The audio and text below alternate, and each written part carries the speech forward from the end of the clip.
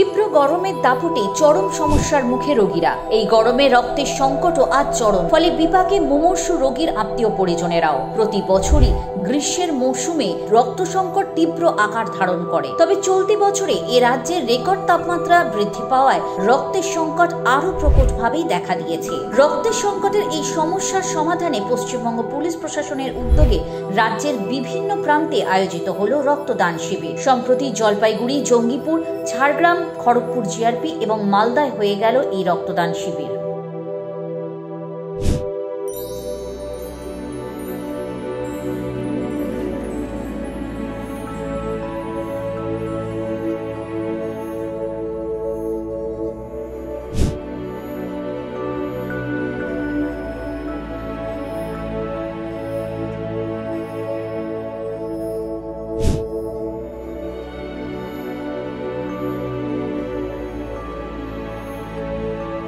মুমূর্ষু রোগীদের বাঁচাতে এবং রক্তের ঘাটতি মেটাতে পশ্চিমবঙ্গ পুলিশ প্রশাসনের এই মানবিক উদ্যোগ সত্যি প্রশংসনীয়। সঙ্গে থাকুন, দেখতে থাকুন friends of West Bengal police, মানুষের পাশে বিশ্বাসী। চ্যানেলটি নিয়মিত দেখতে হলে অবশ্যই লাইক, শেয়ার এবং সাবস্ক্রাইব করতে ভুলবেন না।